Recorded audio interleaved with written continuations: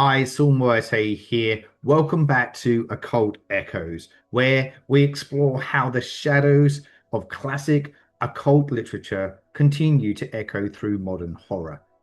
Following our journey into Cheiro's You and Your Hand, we now turn toward one of the most unsettling and psychologically invasive horror novels of recent years, Alison Rumfitt's Tell Me I'm Worthless. At first glance, these two works may seem worlds apart. Cheiro's book presents the body as something meaningful, a map of destiny, identity, and hidden truth. Through the lines of the hand, he believed character and future could be interpreted, decoded, and understood. Rumfitt takes that same idea and twists it into something horrific because Tell Me I'm Worthless asks a terrifying question. What happens when the self is no longer entirely your own? The novel centers around three characters linked by a deeply traumatic encounter inside an infamous haunted house. But this is not a traditional ghost story. The house in Rumfitt's novel is less a location and more an absorbing force, something that feeds upon fear, repression, shame, ideology, and self-hatred. It doesn't merely haunt people, it changes them. And that's where the connection to You and Your Hand becomes fascinating.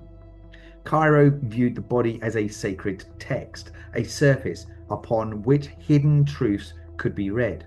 In Tell Me I'm Worthless, the body becomes something far more unstable, a battleground, a place where trauma, ideology, and identity collide.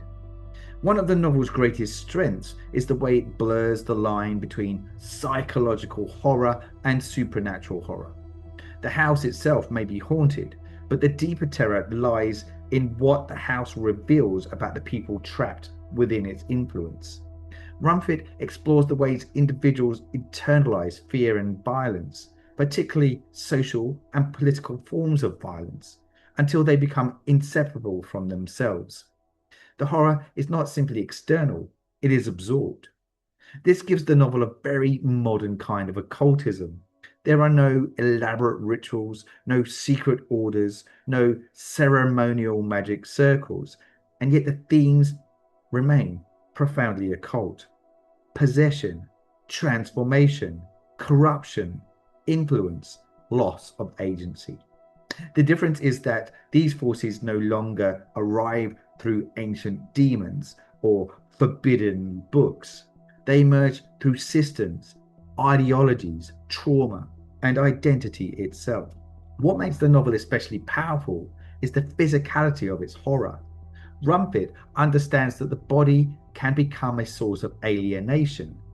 Throughout the novel, bodies feel vulnerable, unstable, and exposed to forces beyond personal control. There is a constant sense that identity itself is being rewritten. This is where the pairing with Cheiro becomes especially compelling. Where You and Your Hand suggests that destiny is already written into the body, Tell Me I'm Worthless suggests that the body can be overwritten entirely, not by fate, but by experience, by fear, by the world around us. The haunted house itself functions almost like an occult object. Much like the cursed artifacts and forbidden spaces found throughout classic occult fiction, the house becomes a conduit for hidden forces. But Rumfitt updates this idea for a modern audience. The house absorbs prejudice, it absorbs repression, it absorbs hatred, and in turn it reflects those things back into the people who enter it, distorted, amplified, weaponized.